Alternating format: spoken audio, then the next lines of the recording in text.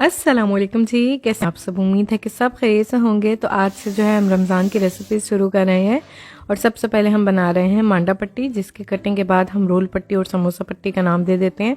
और इसकी जो कटिंग का लेफ़्ट ओवर होता है उसका बेस्ट यूज़ क्या है आज मैं आपको वो भी बताऊँगी। तो चलें बगैर टाइम वेस्ट किए जल्दी से रेसिपी स्टार्ट करते हैं। मांडा पट्टी जो है वो मैं थोड़ी ज़्यादा क्वांटिटी में 1 किलो मैदे से बना रही हूँ, क्योंकि इसे आप बनाकर 2 हफ्तों के लिए फ्रिज में सेव भी कर सकती हैं। इसे आप कम से कम क्वांटिटी में बनाना चाहें या फिर ज़्यादा से ज़्यादा क्वांटिटी में बनाना चाहें, इजीली आपको समझ आ जाएगा। इंग्रेडिएंट जो है मैदा, नमक, तेल, घी के अलावा इसमें कुछ भी नहीं है। 1 किलो मैंने मैदा लिया है, इसमें हम डालेंगे 1 चाय का चम्मच नमक और इसे जो है अच्छी तरह से मिक्स कर लेंगे। फिर मिक्स करने के बाद जो है आपने रूम टेम्परेचर का पानी यूज़ करते हुए नॉर्मल आटे की तरह इसे जो है अच्छी तरह से गूंद लेना है। जब सारा मैदा अच्छी तरह से कंबाइन हो जाए तो एंड में जो है आपने इसमें 4 खाने के चम्मच ऑयल ऐड करना है और इसे जो है फिर से थोड़ा अच्छी तरह से गूंद लेना है। अब यहाँ पर देखें, मैंने आपसे बोला ना आपको इजीली समझ आ जाएगा। 1 किलो मैदे में मैंने 4 खाने के चम्मच ऑयल ऐड किया है। तो आप कम से कम क्वांटिटी में बनाना चाहेंगे, यानी कि 1 पाव मैदे की अगर आप बनाना चाहेंगे तो उसमें आप 1 खाने के चम्मच ऑयल ऐड करेंगे और 1/4 चाय का चम्मच नमक।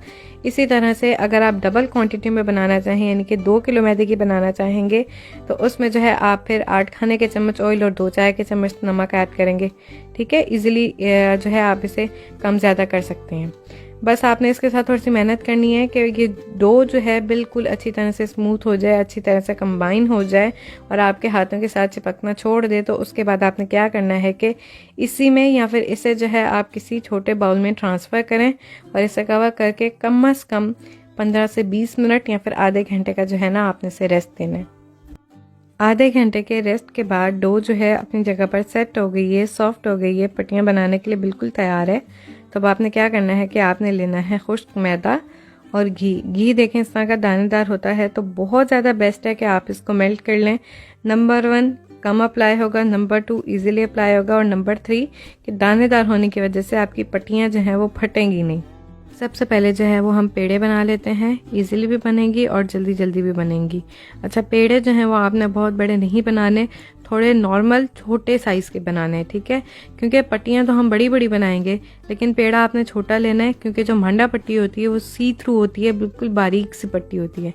ठीक है, तो इस साइज़ के जो है मैं सारे पेड़े बना लूँगी और जो आटा बचा है इसके हम बाद में पेड़े बना लेंगे।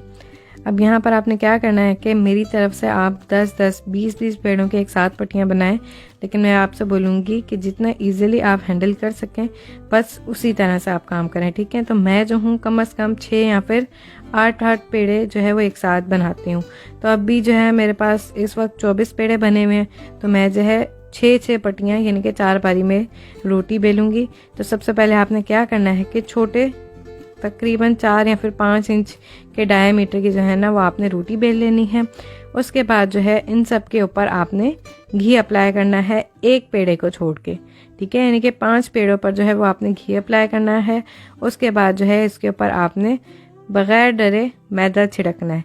मैदा छिड़कने के बाद जो है एक रोटी के ऊपर आपने सारी रोटियां जो है वो सेट कर देनी है और एंड में जिस रोटी पर हम लोगों ने ना घी लगाया था ना ऑयल लगाया था वो वाली रोटी रखनी है, यानी कि दोनों साइड से जो है ना वो रोटी बाहर वाली साइड गीली नहीं होगी, यानी कि घी वाली नहीं होगी। ठीक है, उसके बाद अब यहाँ पर जो है आपने तवा साथ में गर्म होने के लिए रख देना है, ताकि जैसे ही हम रोटी बेलें फ़ौरन से हम तवे पर डाल दें।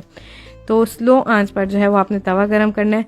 तेज़ आंच पर आप फ़ौरन से गरम करेंगे तो वो अक्सर जो है सबसे पहले सेंटर में से रोटी जलाता है। ठीक है, रोटी जलाता है, रोटी चिपका देता है, जबकि हमने ऐसा नहीं करना। हमने सिर्फ इन रोटियों को हल्का हल्का सा सेकना है सिर्फ, इस वजह से आहिस्ता आंच पर जो है वो आपने तवा गरम करना है। जब इस तरह से आप इस रोटी को बेल लें, आपने अपने माइंड में रखना है कि 6 रोटियाँ, तो आपने इसको कितना मोटा बेलना है कि 6 रोटियाँ जो है वो मिलके बारीक बारीक सी रोटी कितनी मोटी होगी। ठीक है, तो इतना मोटा जो है मैंने इसे बेल लिया है। अब जो तवा हम लोगों ने हल्की आंच पर अच्छे से गर्म कर लिया था उसके ऊपर जो है हम अपनी ये रोटी डालेंगे और तकरीबन 20 से 30 सेकंड का आपको वेट करना पड़ेगा। एक साइड से जो है रोटी पक जाएगी, उसके बाद आप इसकी साइड चेंज करें। साथ ही जो है ना आपने ट्रे एक तैयार करके रखने हैं जिसमें आपने कपड़ा को फैला के रखना है। फटाफट से जो है ना आपने एक रोटी उतारनी है, फिर साइड चेंज करनी है, तब तक दूसरी वाली साइड थोड़ी सी सिक चुकी होगी। फिर वहाँ से आपने दूसरी रोटी उतारनी है और इसकी साइड जो है वो आपने चेंज कर लेनी है। फिर इसी तरह से आपने साइड चेंज कर करके एक एक तरफ से रोटियां जो है वो उतारते जाना। इसी तरह से आप जो है दूसरी रोटी का भी देखें, यानी कि कोई एक पेड़ा वेस्ट नहीं हुआ। सारी रोटियां जो है वो आप अगर एक एक करके गिने तो 24 पेड़े हमारे पास उस टाइम बने थे। तो ये सारी रोटियां जो है अच्छी तरह से हमारे पास आ गई हैं। उसके बाद जो है मज़ीद जो है वो 4 पेड़े बने थे जो हमारे पास आटा बच गया था। तो इस तरह से जो है 24 और 4 यानी कि 28, हमारे पास 28 पट्टियाँ बनी हैं। मांडा पट्टी तैयार हो जाए तो उसके बाद जो है आपने कटिंग करके इसकी रोल पट्टी और समोसा पट्टियाँ बना लेनी है। समोसा पट्टी के लिए सिंपल जो है वो रेक्टेंगल शेप होती है। साइज़ क्या होता है, 3 इंच जो है उस पट्टी की चौड़ाई होती है, जबकि 9 इंच, 10 इंच, 11 इंच या फिर 12 इंच जो है उसकी लंबाई होती है। तो फिर जो है हमारे पास परफेक्ट शेप के समोसे बनते हैं। ठीक है, तो इस तरह से जो है आपने समोसा पट्टी बना लेनी है।